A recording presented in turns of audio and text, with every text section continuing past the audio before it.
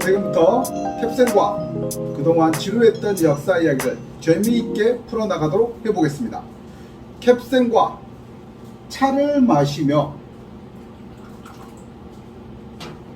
편하게 이야기만 들어도 역사 상식이 저절로 늘어날 것입니다. 자, 그럼 이제부터 선사시대 이야기로 들어가 볼까요? 자, 기원전 70만 년 전에 우리의 역사가 시작되었습니다. 그 시대를 구석기 시대라고 합니다. 자, 구석기 시대의 대표적인 우리가 유물이 하나 떠오르는 게 있죠? 그건 무엇일까요? 그렇죠. 바로 주목도끼가 되겠습니다. 주목도끼는 구석기를 대표하는 우리의 중요한 유물이기도 하지만 그 주목도끼는 우리가 직접 우리 한반도에서 발견되긴 했으나 직접 한반도에 사람이 발견을 찾지는 못했습니다. 바로 이 주목도끼는 그렉 보웬이라는 주한미군 사령에서 근무하고 있는 그렉 보웬에 의해서 발견되게 됩니다. 자, 그분이 그러면 왜 우리나라에 들어와 있었냐? 바로 학비를 벌기 위해서 우리나라에 들어와 있었습니다. 자, 학비를 버는 과정에서 이렇게 들어왔는데, 자, 그 주목도끼는 연천종국리라는 곳에서 발견되게 됩니다. 그 연천종국리를 왜 우리 그렉 보웬이 가게 되었냐면 여자친구와 함께 데이트 코스로 거기를 선택하였습니다. 그렉 보웬은 그 데이트 코스가 나의 인생을 바꿔주는 장소가 될 거라고 생각하지 못했습니다. 그 당시까지만 해도 그랬겠죠. 자, 하지만 그렉 보웬은 거기에서 어마어마한 하나의 유물을 발견하게 되는데 그게 바로 아슐라형 주목도끼가 출토되는 것이었죠. 그러면 그 그렉 보웬은 어떻게 하여 그것을 그게 구석기 사람들의 유물인지를 알 수 있었을까요? 바로 그분은 고고학을 연구하는 학생이었던 겁니다. 자, 이렇게 해서 우리 그렉 보웬에 의해서 발견되었던 그 주목도끼는 아시아에서 최초의 구석기 시대인들이 생활했다는 모습을 확인시켜주는 좋은 유물이 되었습니다. 자, 그러면 구석기 시대 사람들은 어떤 생활을 하면서 어떻게 지내었을까요? 한번 생각해 보도록 하겠습니다. 먼저 먹고 자고 그 다음에 입는 거에 대해서만 신경을 썼겠죠. 바로 먹는 것은 주로 채집이나 사냥 같은 것을 해서 먹게 되고, 입는 것은 뭐 동물의 가죽, 그 다음에 뭐 간단한 어떤 가릴 수 있는 그 정도로 사용했겠죠. 주로 이 선사시대 사람들은 이동 생활로 인해서 먹을 것이 떨어지면 다른 데로 이동을 하면서 살아가게 됩니다. 주로 잠은 어디에서 잤을까요? 당연히 동굴에서 많이 잤겠죠. 물론 김병만의 달인에서 나왔던 집, 바로 막집도 지어서 잠시 머무르다 이동을 하기도 했었습니다. 자, 이렇게 되면 우리 선사시대에서 시작은 바로 구석기 시대, 바로 아슐라형 토기, 주목도끼가 발견되어서 시작되었다는 것을 알 수 있었습니다. 자, 그러면 이 구석기 시대가 지나고 나면 빙하기를 거치면서 간석기 시대가 들어오게 되는데, 그 간석기 시대는 바로 어느 시대라고 하냐면 신석기 시대라고 합니다. 그 신석기 시대에는 또 어떤 사람들이 어떤 모습으로 어떻게 자기를 갖추면서 준비했는지 선생님하고 한번 들어가 보겠습니다. 캡쌤입니다. 자, 신석기 시대에는 기본적으로 구석기 시대와 크게 다르지 않았습니다. 단지 시간이 점점 지나면서 우리가 쓰는 것들이 더 날카로워지고, 그 다음에 쓰는 도구가 훨씬 더 진화하는 것 위에는 기본적으로 돌을 사용한다는 거나 아니면 먹고 자고 입는 것에 가장 치우치고 있다는 것은 비슷했습니다. 하지만 먹고 자고 그 다음에 쓰고 이런 거에 대해서 우리가 한번 알아보도록 하겠습니다. 자, 일단은 먹는 것은 구석기 시대 사람들은 이동생활을 하면서 채집을 해서 먹었다면 신석기 사람들은 이제 생활 패턴이 바뀝니다. 어떤 형식으로 바뀌냐면 정착을 하게 되는 겁니다. 그래서 한 곳에서 머무르다 보니까 이제 직접 먹을 것들이 필요했고 그 먹을 것들은 주위에서는 구할 수 없었기 때문에 그것을 이용하여 자기가 직접 재배하는 기술이 필요했던 것이었습니다. 그게 바로 신석기의 대표적인 농사가 시작되는 겁니다. 자, 구석기 사람들은 이동 생활을 했고 신석기 사람들은 이동 생활을 멈추게 되는 겁니다. 자, 정착 생활이라고 하는데 이 정착 생활로 인해서 이 신석기 사람들은 주위에 있는 물건들을 재배해서 직접 키워서 먹기도 하고 뭐 짐승 같은 경우는 뭐 이렇게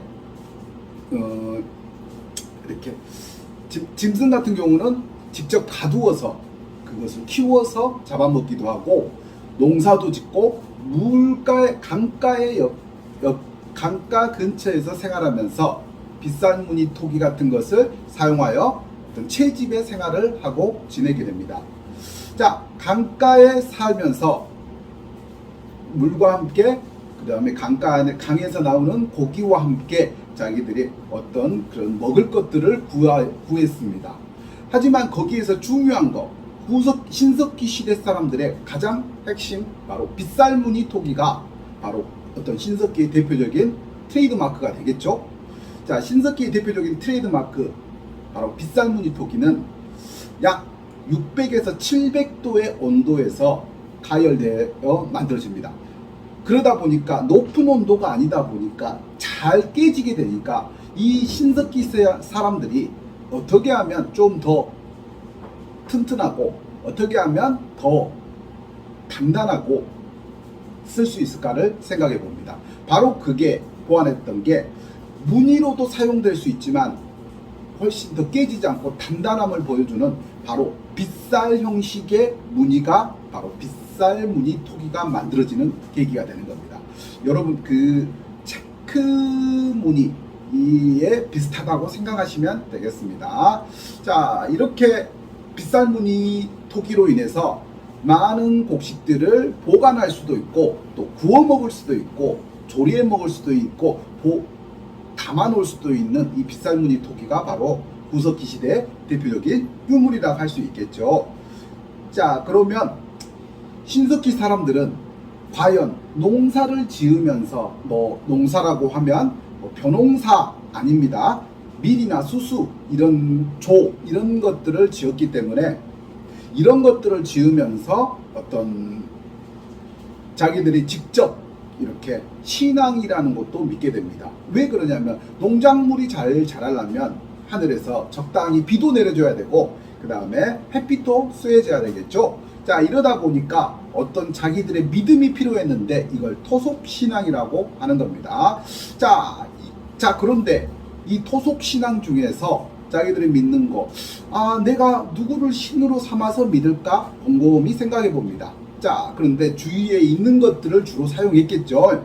첫 번째는 자연물에 대해서 믿었습니다. 자연물이라는 것은 우리가 흔히 볼 수 있는 태양, 그 다음에 뭐 나무, 그 다음에 돌 이런 것들이 되겠죠. 자, 이렇게 내가 그냥 주위에서 그냥 딱 볼 수 있는 그런 것들을 이용해서 이렇게 살아가게 되는 겁니다.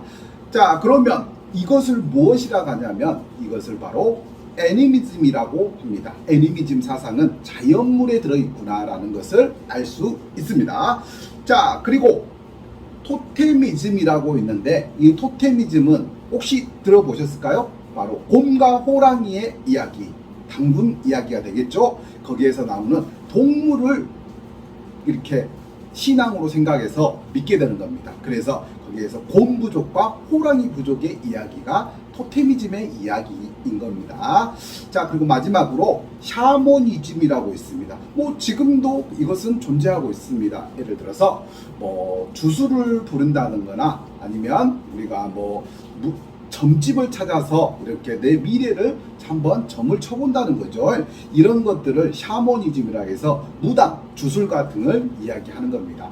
그래서 신석기 사람들은 농사를 짓다 보니까 하늘에 대한 관심이 많았던 걸 보여주고 있습니다. 토테미즘, 애니미즘, 샤머니즘이라는 것을 통해서 신석기 사람들의 신앙을 알아보았습니다. 자, 신석기 시대가 끝나고 나면 다음은 청동기 시대라고 할 수 있는 시대가 열립니다. 자, 우리가 청동기 하면 또 대표적인 걸 하나 알아보고 갈까요? 바로 뭐가 될까요? 하나, 둘, 셋, 넷. 잘했습니다. 바로 고인돌이 되겠죠. 이 고인돌은 남쪽과 북쪽에 따라서 달라집니다. 남쪽에는 남방식 고인돌과 북쪽에는 북방식 고인돌이 있는데, 북쪽은 뭐 탁자형 고인돌이라 해서 우리가 탁자 다리는 길죠? 그런 것들을 이야기하는 것이고, 남쪽은 바둑판식 고인돌이라 해서 다리가 짧습니다. 그 짧은 다리를 갖고 있는 바로 그런 형식의 바둑판식 고인돌이 만들어진 것입니다. 자, 이렇게 고인돌은 어떤 우리 청동기 시대 대표적인 유물이 되겠죠. 그러면 청동기는 우리가 구석기, 신석기를 합쳐서 선사시대라고 했는데 그 시대의 유물보다 많은 업그레이드가 된 겁니다. 일단 귀하긴 했어도 철의 성분을 갖고 있고 단단하진 않지만 그래도 이 돌하고는 쓰는 게 달랐습니다. 그러다 보니까 청동기는 구리, 아연, 합금이 3개가 합쳐져서 만들어지기 때문에 이 자체가 너무 귀하고 그 다음에 쓰는 사람들이 다양하게 보급이 되지 못했습니다. 아무래도 이렇게 쓰는 사람들이 이렇게 한정돼 있고 어떤 귀하다 보니까 이것을 가지고 있는 사람들은 어떤 무리를 이끌고 있는 대군장이라든가 아니면 우리가 제사를 모실 때 이렇게 사용하게 되는 겁니다.